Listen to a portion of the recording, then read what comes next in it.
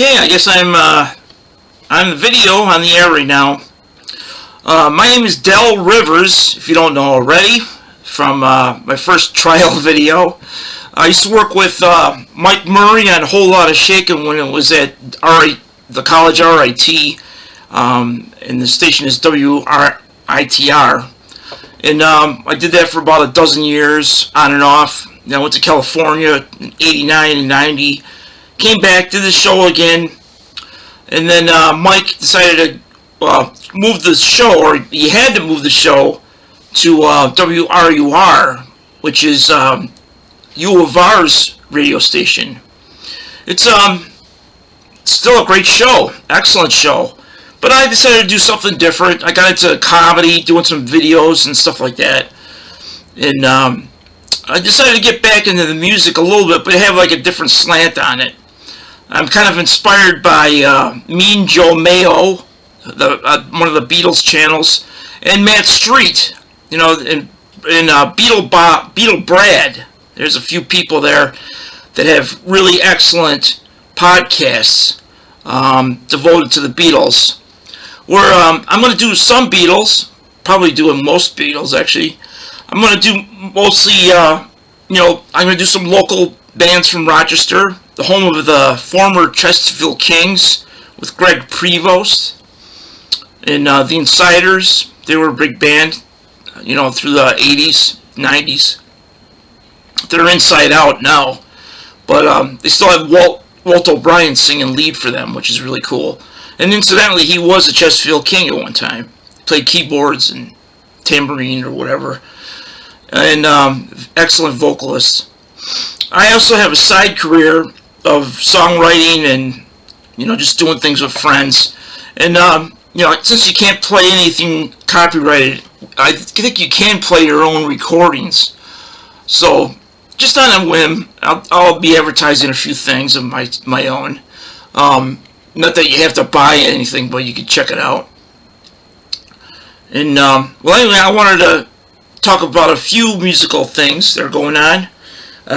Our buddy Lou Gramm from Foreigner finally entered the Rock and Roll Hall of Fame, which is long delayed. He should have gotten it sooner, but he had a big problem with brain tumor and had to remake his career again. Kind of get back in the swing of things. But he made up with the guys from Foreigner, and I guess he's going to be in the Rock and Roll Hall of Fame. But let me show you a quick thing from my collection. I'll start out with these, I guess, the 45s. Yeah, Lou Gramm started out a long way ago with a group called Black Sheep. I don't know if you can see this. I'll get the right camera. Black Sheep. Let's stick around with, if I can see it, I can do it better. Cruising for Your Love. That's the first one of the early 45s when they were on, was it Chrysalis? Yeah, I guess they were on Chrysalis with, just before Blondie and bands like that came out. And obviously came out with, he signed this actually, Foreigner 4. It was a really good song. What is this? Urgent, yeah, with the saxophone player from Jimmy Walker and the All-Stars. Urgent. I used to call it, back when it came out, I called it Detergent. A little slant on that. There's a little ad on the back for all their other albums. Jeez, I can't get this thing to focus right. I'll try my best. There's their 4 albums when this came out. Single, Urgent. And then, he's had a great solo career for a short time before he had to get his brain tumor taken care of.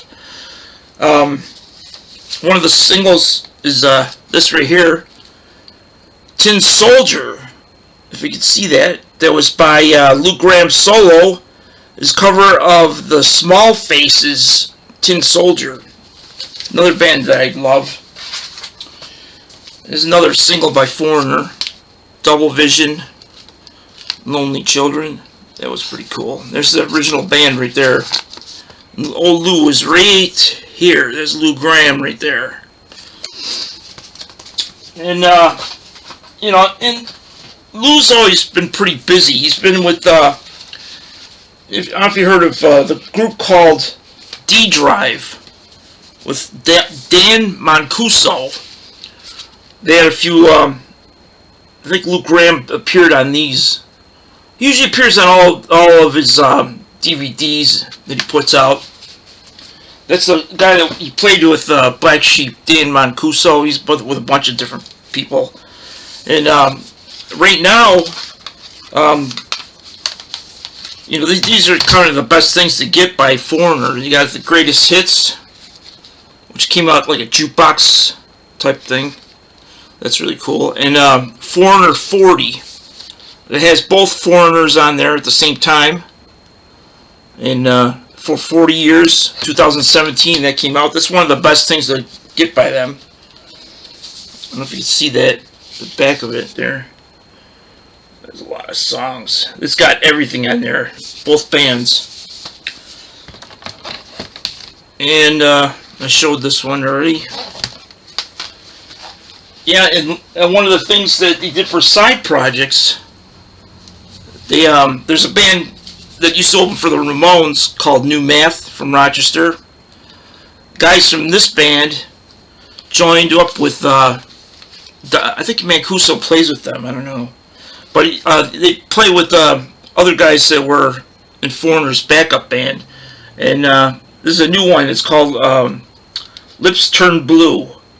LTB band. Lips Turn Blue. They had the guys from New Math, the drummer I'm pretty sure, and a couple guys that were in Foreigner or something. Or, not Foreigner, but Lou Gramm's backup band. That's really cool to get. That's really neat. That pretty much covers the Lou Gramm stuff. Just congratulations to him. I met him a few times, and saw him in concert about 4 times. Great band. It's more, I guess, in between rock and pop rock or whatever, but like Journey. But because they're from Rochester, I can't help but love these guys. They're really good. Anyway, the Beatle portion of my record collection, I got a couple items that are really worth getting. Paul McCartney came out with his Band on the Run underdubbed. It's only for hardcore fans of Paul McCartney, because it's basically the same thing as the Band on the Run album, just stuff with less frills attached to it. You got the instrumental version of 1985, which is really cool. I like that. Mrs. Vanderbilt, Bluebird. One thing I always hated Jet. I try to like Jet. It's got a great sound to it, but I'd rather have a song that sounds like Jet. But I can't stand Jet. I think it's just stupid words. I think that I'm at odds with the lyrics with Jet. I just great tune, but lousy words. I don't like it. But everything else on here is worth getting. It's the Band on the Run with Paul McCartney and the recently passed Denny Lane and his wife Linda McCartney, who she passed away sadly too. And the Beatles, these just came out, the blue and the red CD. This is really worth getting because they remixed everything in perfect stereo mixes, and it's like two sides of a coin. This is great, and I've heard so many complaints about the Blue album, where I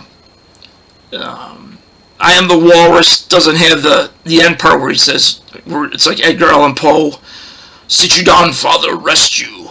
It doesn't have that part on there, apparently, so it's a little bit different mix. But overall, I think Giles Martin did a good job on both albums. It's worth getting this for your Beatles collection. Even if you ever heard the songs a million times, they're still worth getting because they're new mixes. They're not the old mix from the 60s. They had the guitar on one side and drums on the other, or whatever. It's all mixed perfectly. You could say it's almost like a perfect mono mix as well as a stereo mix, just combined into something. It sounds great. One thing I picked up that is an old thing that I had no idea that it came out. You know, because I was looking for Grapefruit, which was a band that played, that was from Apple Records, Apple Music, from the Beatles. And this isn't an Apple product, but it's good as gold. It's Artifacts of the Apple Era from 1967 to 75. And it's loaded with grapefruit, as well as a bunch of other, you know, stuff from Apple label that wasn't super popular, but really good. I could go into depth in this, but I just wanted to be brief with that one for now. Alright, well, you know, this is the first time I did this in a long time, since I've done Del's Corners on Mike Murray's Whole Lotta Shakin' show. And we'll just see how it works out. We'll try it for a few and see what the response is. So it will take, we'll do a live one eventually. This is taped right now, but, you know, maybe the next one will be live. Okay, thank you. We'll see you.